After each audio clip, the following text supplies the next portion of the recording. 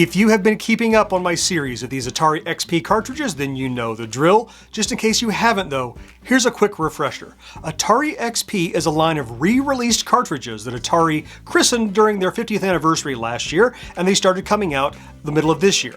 What they entail are original games that you played on your Atari 2600 or your VCS, but repackaged in a brand new gatefold box with new original artwork printed right on the cartridges. Also in the box, we get things like a manual, a pin, a sticker, a stand, and the cartridges themselves have a light-up marquee that comes to life when you plug them in to your console. So, back here today because the latest in this line is now available, and it's number 8, Centipede. We're going to take this guy to the table and find out what all is inside and how they handled that redesign right after this. This video supported in part by...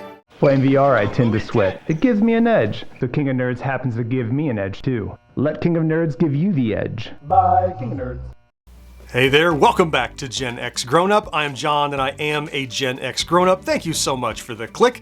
As I mentioned, we are here because it's time for Centipede, number 8 in this line of XP carts. Look, the spines line up to spell out Atari 50. If you look up here, you can see the previous ones already on my shelf and waiting for number 8 to join them. But first, we're going to take Centipede to the table, open it up, and see how they gave it the XP treatment. Let's check it out.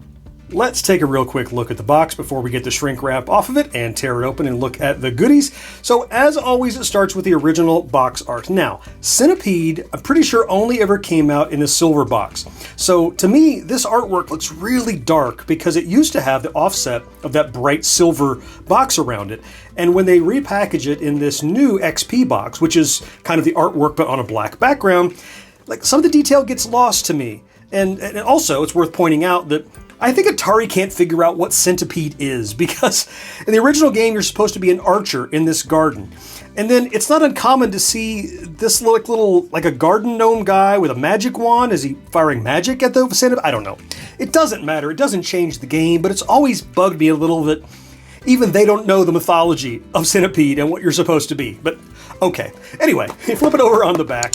As with all the XP titles, we have just a subset of what was on the original box. Now you can see it's just a one-player game, and I always believe that's probably because the field of mushrooms on the screen, that on the arcade game when you played 2 players, it remembered the layout of the mushrooms. But that would take so much memory to remember the layout of the mushrooms between players. That's probably why they opted to just make it a one-player game, which, I mean, it's okay with me, I guess. I usually played it by myself anyway, so that's cool. As noted, Centipede is number 8 in the series, and the spine here is the next part of the 5 and the beginning of the 0. Look, we only have 2 more of these to go over here to finish that 0. Number 9 and number 10, they're coming shortly. Additionally, down at the bottom, you have this embossed Atari logo. That exists on the other side too, but no other decoration or artwork here. So let's go ahead and get the shrink wrap off of this guy so we can open it up and see what's inside.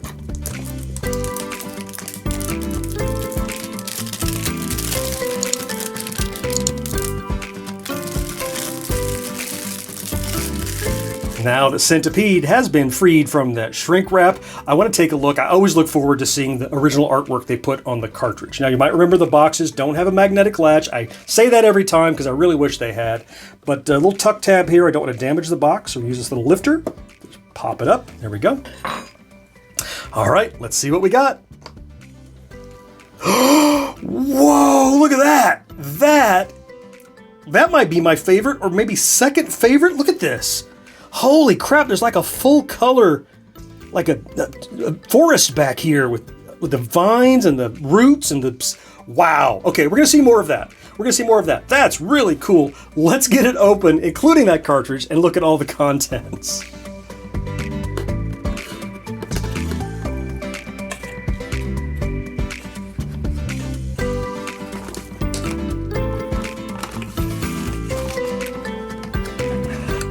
Contents consist of a manual, a patch, a pin, a stand, and that cartridge, which I currently have face down because peekaboo, it looks awesome. We're going to get to that in a second. Let's start by looking at this patch.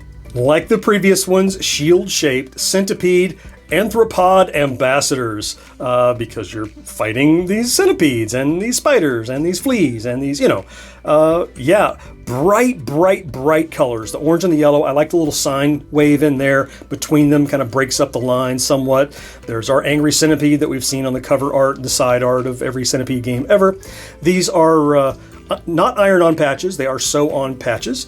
And like the previous ones, this probably better than many of the previous ones actually, but still all looking good. Here's that pin, and this one may be a little less inspired than previous pins. I mean, we have the obvious centipede that we've seen before, just the logo for the game here.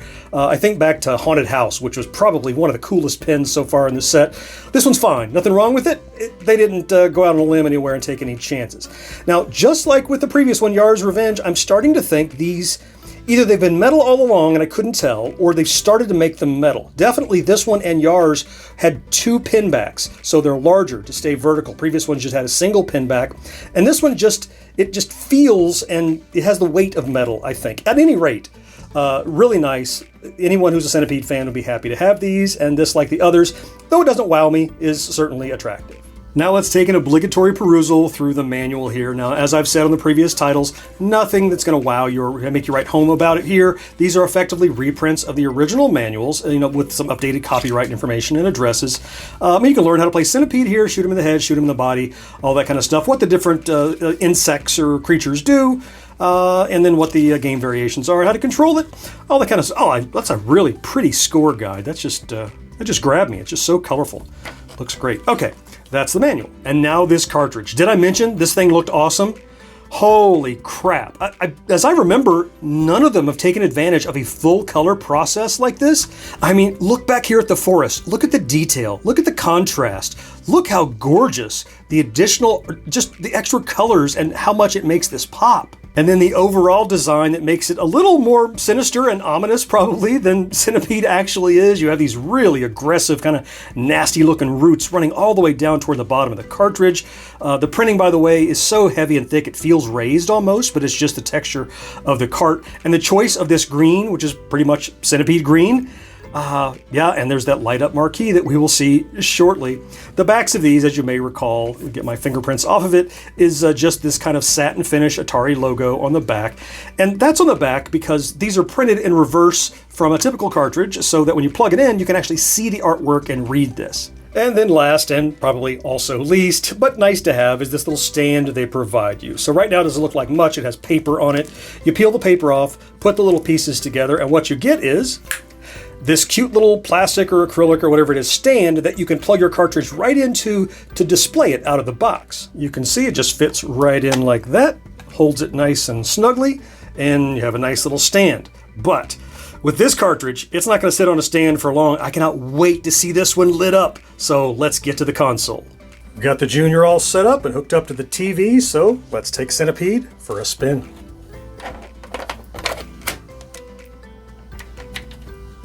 Oh, look at that. Wow. So they used a green LED, which further illuminates and accentuates the green of the cartridge. And that artwork just keeps jumping off the cartridge at me, just screaming, look how cool I am. Maybe if you just bought one of these and you're looking at the artwork is your favorite part, this is probably the one to get so far of the 10 that we've gotten. I mean, okay, I am done absolutely gushing over the cartridge artwork. Let's play some Centipede.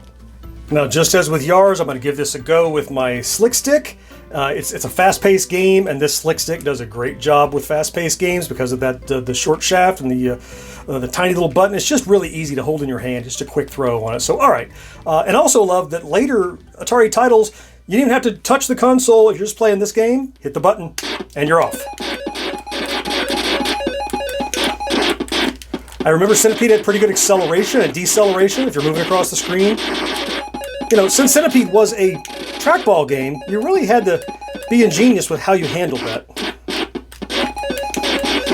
I never really learned the strategy of how to structure the mushrooms to really force the Centipede to go where you want. I always just play this freeform and had a blast with it. Holding down the button, of course, lets you rapid fire, much appreciated on VCS games. Avoid wearing out that poor joystick. Whoa! Get it. There we go. You probably know the closer you are to a spider when you kill him, the more points you get. But it's, you know, it's that risk-reward thing. 3, 6, or 9, depending on how close he is. Oh, scorpion. Poison some mushrooms up there. So if the centipede hits those, they're going to come dive bombing at me. You likely know that already. Woohoo, extra man. Needed that. Oh, just in time to die. Great. Just a great arcade port overall, you know? Whoa! Ooh, got caught in there. Last life. Let's see how we do. Oh, not well. That Centipede. I mean, it's exactly what we knew it was. It's a great 2600 port of a great arcade game. Not to mention, did I mention that cartridge looked awesome? Yeah, it does. So until I'm ready to play some more Centipede, it's time to button this up for this shelf. We're going to throw the manual in there.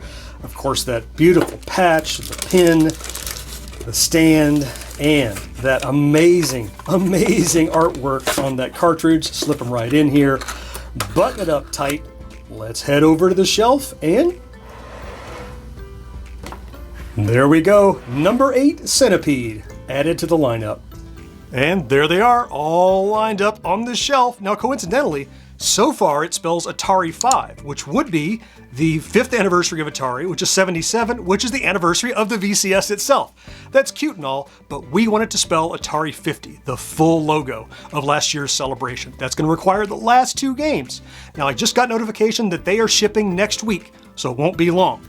Here's what I'll do. When the video for number 9 is ready, I'll throw a link over my shoulder here. Also, a full link to the playlist of all the XP coverage right over there. Until then, I certainly hope you found something to enjoy in this video, and I can't wait to talk to you again next time. Bye-bye.